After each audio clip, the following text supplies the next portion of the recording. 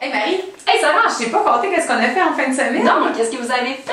En plus des petits jumeaux, ma soeur vient d'avoir un bébé il y a 5 mois.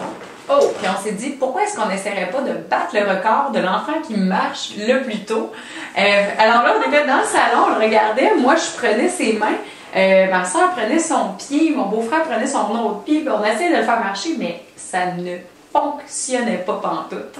J'imagine, parce que, comme tu le sais, l'enfant, il faut respecter son rythme dans son développement, mais quelque chose qu'on oublie aussi, c'est de faire, il ne faut pas mettre l'enfant dans une position qu'il n'est pas capable de prendre par lui-même. Si on le met, si par exemple on essaie de le faire marcher, tandis qu'il n'est pas rendu là dans son développement, ça va faire en sorte que l'enfant va avoir...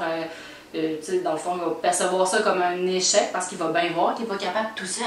Il se dit, je suis en train de marcher, mais je ne le fais pas tout seul. Donc, son estime peut être affectée.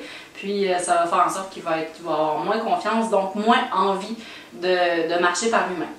OK, mais ça me fait penser, là, soit je vais au parc, puis je trouve que les enfants sont toujours rapprochés de leurs parents. Ils sont tout le temps à moins de 2 mètres d'eux. Comment ça, donc? Mais comment ça, donc? Justement, on a tendance à leur montrer tout comment faire, puis de les accompagner à chaque moment.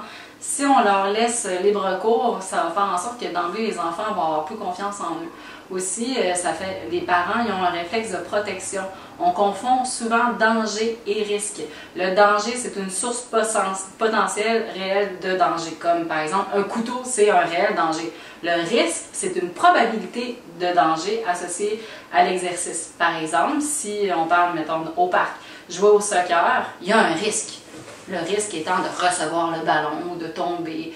Donc, c'est des petits risques, mais dans l'équation, il ne faut pas oublier les bienfaits associés à l'activité physique, comme le fait de bouger. Donc, ça travaille la motricité globale, les habiletés motrices de base, tout ce qu'on a déjà parlé. Donc, avant d'empêcher un enfant de faire une activité, il faut se dire, bon, mais il ne faut pas oublier le bienfait de bouger, tout simplement. Mais j'imagine qu'il doit y avoir une baisse de pratique de l'activité physique chez les enfants à cause de ça, parce qu'ils sont tout le temps à côté de leurs parents, puis pas en train de bouger.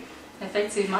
Puis là, c'est quoi la solution dans ce temps-là? Parce que aussi, les enfants, souvent, on les envoie faire leurs devoirs, puis ils sont pas plus concentrés, on a de la difficulté après à...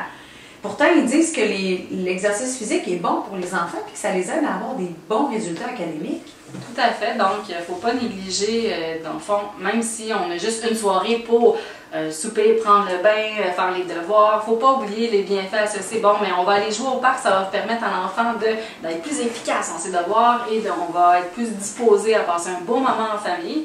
Donc, il ne faut pas négliger l'équation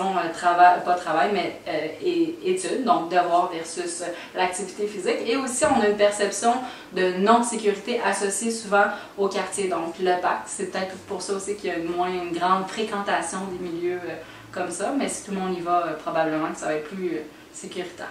OK. Puis les écrans, est-ce que ça rentre dans l'équation aussi de la baisse de l'activité physique chez les enfants? Oui, l'utilisation des écrans, que ce soit les tablettes, les téléphones, les télévisions, est de plus en plus tôt. Donc, les enfants sont de plus en plus jeunes et l'utilisation est de plus en plus grande. Donc, il faut faire attention à ça aussi pour avoir une bonne pratique d'activité physique. Eh bien là, ça me donne juste envie d'aller au parc avec mon petit-neveu, ma petite nièce. Bonne idée! Bon, ben je vais y aller. Salut, Marie!